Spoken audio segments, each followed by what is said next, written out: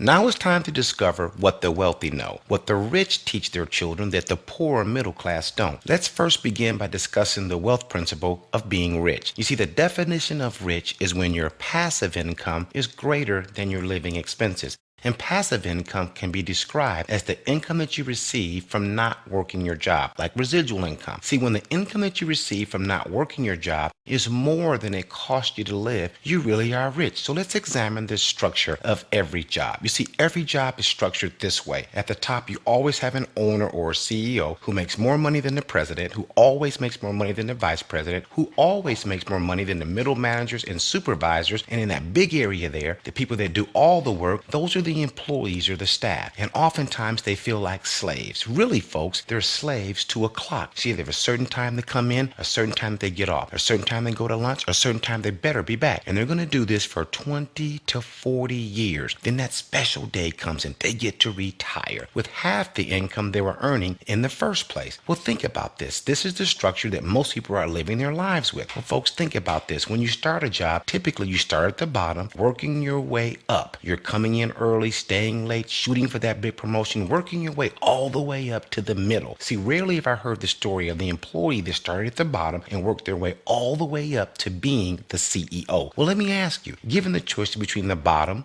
the middle, or the top, which one would you rather be? Which one do you think makes the most money? Obviously, it's the CEO that makes the most money because that CEO gets paid off of other people's efforts. You see, the CEO is the only one in this structure that has leverage. See, this CEO gets paid off of the production of every other employee. Folks, that's the definition of leverage, working less while earning more. So let's examine the income structure for every situation that seems to fall in four separate categories that we call the cash flow quadrant. The first category we're going to talk about is the E quadrant. This means you're an employee. Someone employs you. Well, what's wrong with that? Well, your income is automatically limited because it takes you to earn the income. You see, there's only one of you and there's only 24 hours in a day. So automatically your income is limited. Then you have the S quadrant. These are your specialists, your lawyers, doctors, electricians, plumbers. Typically, they make more than the average employee, but their income depends on them doing the work. You see, if a lawyer's not practicing law, if a doctor's not doctoring, if a plumber's not plumbing, they're not earning any income. They typically complain about how much they work, even though they earn more than the average employee. Still, only one of them and only 24 hours in a day. Then you have the richest quadrant in the world. This is the B quadrant, the big business quadrant. The reason this is the richest quadrant in the world is these people get paid off of other people's effort. This is the quadrant that Oprah Winfrey's in. Donald Trump is in there. Bill Gates is in there. The richest quadrant in the world is the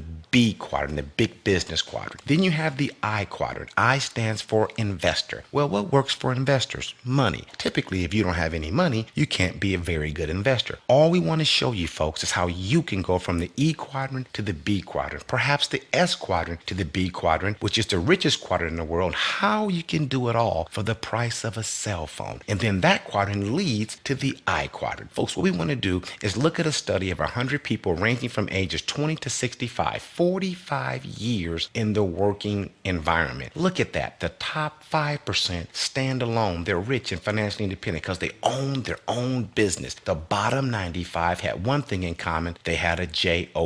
Folks, our choices determine our opportunities. Do you want to live or survive? You want to retire sooner or later? You want to live comfortable or uncomfortable? See, no more starting at the bottom and working your way to the top. Why not just start at the top? Be your own CEO that comes with leverage, folks. And remember, leverage is working less while earning more. John D. Rockefeller, multimillionaire, said, I would rather earn 1% of 100 other people's efforts than 100% of my own. Let's examine how most employees get paid. You see, the average employee works 8 hours a day, 5 days a week, which comes to 40 hours a week, 160 a month, and 1920 a year. Let's compare that if that same employee earned leverage off of 10 other people working the same amount. You go from earning off of 40 hours a week to earning off of 400 hours a week. But let's look at those same 10 people built a team of 10 people and compare what the average person working only earning income off their own production getting paid off of the production of 100 people working only 1